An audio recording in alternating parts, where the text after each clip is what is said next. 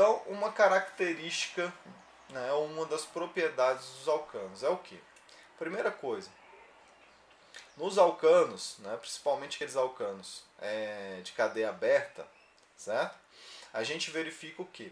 O aumento da massa molar, ou seja, quando você sai do metano, etano, propano e N-butano, o que está acontecendo aqui? Você está aumentando o número de carbonos na cadeia. Ó. 1, 2, 3, 4. Okay? E a massa molar também aumenta. Então, conforme aumenta a massa molar dos alcanos, ou o número de carbonos nos alcanos, o que aumenta? Aumenta as temperaturas de fusão e de ebulição. Tá? Por que acontece isso, professor? Porque se a gente pegar, por exemplo, aqui, um propano, tá? Tem essa forma. Como que esse propano vai interagir um com o outro para formar um líquido? Ele vai ter interações, né, entre as moléculas, fazendo com que ele forme um líquido ou um sólido. Se a gente comparar, no caso aqui, o propano com um butano, que tem mais ou menos essa estrutura aqui, que está sendo representada no bondline, essa estrutura é maior. Como essa estrutura é maior, por conta do acréscimo de um carbono a mais, as estruturas elas podem interagir melhor uma com a outra, fazendo mais interações intermoleculares. Ora, se ela faz mais interações intermoleculares, ela pode fazer mais interações intermoleculares que outra estrutura, esse composto vai ter o quê? Pontos de fusão e ebulição maiores. Tá? Um decréscimo da temperatura faz com que essas interações aconteçam e ele forme um líquido ou um sólido. Ou, né, vendo um outro ponto de vista, um acréscimo da temperatura, um pequeno acréscimo da temperatura faz com que, por exemplo, se rompa essas pequenas interações intermoleculares, fazendo com que esse composto, no caso aqui o propano, tenha pontos de fusão e ebulição menores, comparando com o butano. Então, isso é verificado nos alcanos, tá? Conforme o aumento da massa molar ou do número de carbonos na cadeia, há um aumento na temperatura de fusão e na temperatura de ebulição dos compostos. Tá? É bom registrarem isso, que isso é muito recorrente. Tá? E faz a gente entender esse tipo de coisa que eu expliquei aqui, que é a questão das interações moleculares, né? Como ela influencia na característica de uma substância em temperatura ambiente ser sólida, líquida ou gasosa. Comparando-os, né, com outros tipos de substância, no caso aqui a acetona, que é uma representante do grupo que a gente vai ver mais para frente, chamado de cetonas. Se a gente comparar a acetona, que tem a mesma massa molar do butano, tá? A acetona ela tem pontos de fusão e ebulição muito maiores. Aí já há uma diferença, tá? Por quê? A acetona ela tem esse tipo de estrutura aqui, ó, um oxigênio, certo? 3 carbonos e um oxigênio. 3 carbonos e um oxigênio. O que acontece com isso? Aqui, a acetona comparada com os hidrocarbonetos, com os alcanos são compostos apolares. Tá? Já acetonas são compostos polares. Você tem um polo aqui. Ó. Aqui você tem um polo negativo e aqui você tem um polo positivo. Certo? Então essa interação aqui de polo permanente ela é muito maior. Como ela é muito maior, faz com que a acetona, tá? Apesar de ter a mesma massa molar do butano, tenha temperaturas de fusão e ebulição muito maiores, porque essas interações são muito mais fortes. E aí, se a gente for comparar com a água, por exemplo, tá? Essa regra, vamos dizer assim, ou essa tendência que se vê dos alcanos, não vale para a água e nem para a acetona. Uma vez que a água tem uma massa molar muito pequena, ó, comparável com o metano, 16. Porém, pontos de fusão e ebulição muito maiores. Olha, se comparado com o metano.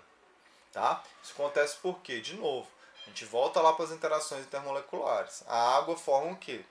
A água forma interações moleculares conhecidas como ligações de hidrogênio, que são muito mais fortes que as de polo permanente. Tá? Então essas interações muito mais fortes faz da água, tá? Faz com que a água, apesar de ser uma molécula muito pequena com massa molar baixa, tá? Tenha pontos de fusão e ebulição muito maiores, porque essa interação é muito mais forte. Ok? Então, comparando agora estruturas diferentes dos alcanos, né? Ou seja, aquelas estruturas que têm a mesma fórmula molecular, C6H14 e C6H14, tá? Então eles têm a mesma massa molar, porém temperaturas de fusão e ebulição diferentes. No caso aqui, uma estrutura ramificada, ela tem o que? Ponto de ebulição e fusão menor, certo? Do que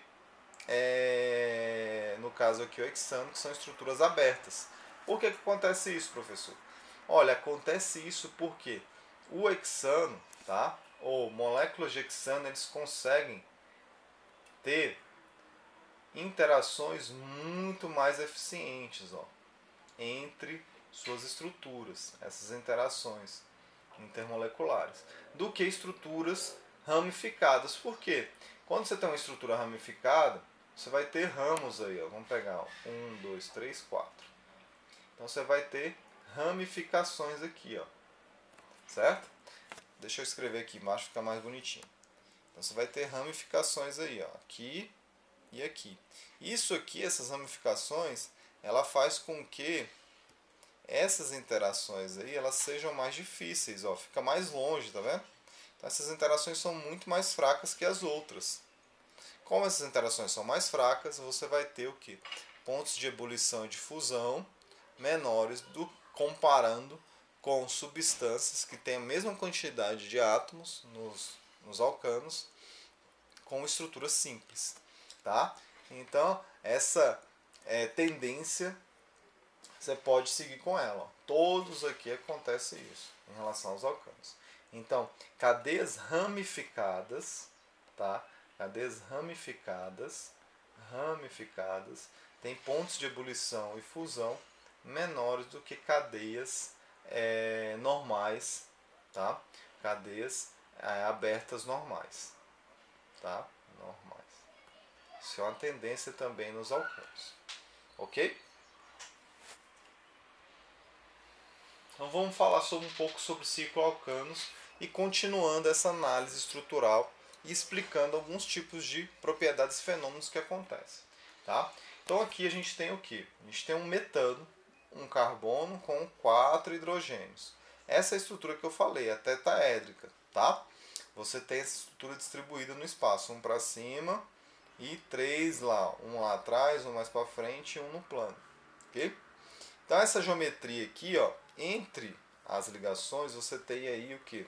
Um ângulo de 109,28 graus, tá? 109 graus e 109 graus e 28 minutos, ou 109,28 graus, tá bom?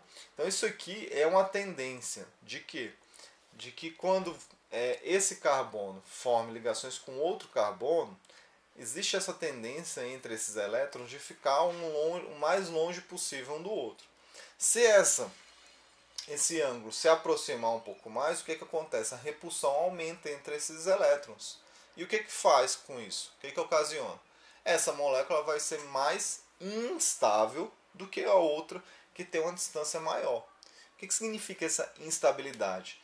Significa que essas moléculas que esses elétrons se aproximam muito, elas são mais fáceis de se transformar em outra coisa, ou dessas ligações quebrarem, se transformando em outra coisa, do que moléculas que têm essa distância de 109,28 graus. Por quê? Essa distância é a distância maior possível entre esses elétrons das ligações químicas. Então isso é o que acontece no ciclo alcanos, tá? O ciclo propan, que é um ciclo formado de 3 carbonos, ele é muito mais instável do que um ciclo pentano. Por quê? Porque esses elétrons aqui, ó, eles estão numa distância de 60 graus, uma distância muito menor que 109. 109 está muito mais próxima, ou 105, está muito mais próxima de 109, certo? Que é a distância ideal entre esses elétrons. Então essa molécula aqui ela é extremamente instável. O que significa isso? Pouquinha energia faz com que essa ligação se rompa. Ou uma colisão com pouca energia faz com que essa ligação se rompa. Então, o ciclopropano forma outra substância. Tá? Ele deixa de existir.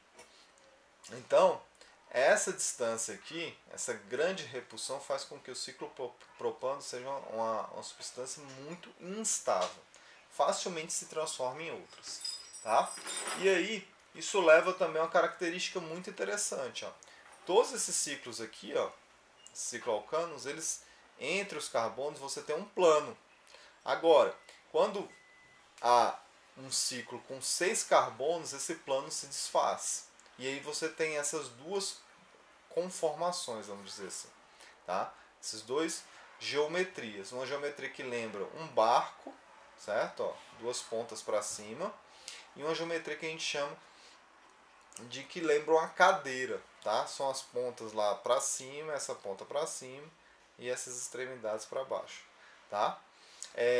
Essas duas conformações existem no ciclo hexano, que é um ciclo com 6 carbonos. Essas duas conformações existem. Então o que acontece? Esse ciclo hexano toda hora fica mudando. Ora ele vira cadeira ou barco, certo? Ora ele vira cadeira, ora ele vira barco e cadeira. Pouquinho de energia faz com que esses átomos de carbono aí dentro da estrutura se mudem, tá? A sua conformação. Por que acontece isso? Porque essas duas conformações você tem os ângulos entre as ligações de 109,28, que é igualzinho ao ângulo entre as ligações em um metano, em que vamos dizer assim, um ângulo que faz com que esses elétrons estejam mais longe possível um do outro.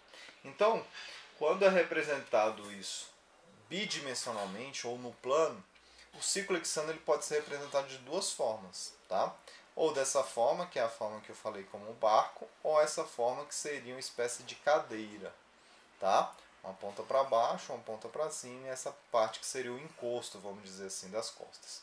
Então o ciclo hexano ele é representado dessa forma quando a gente usa essa representação bond line.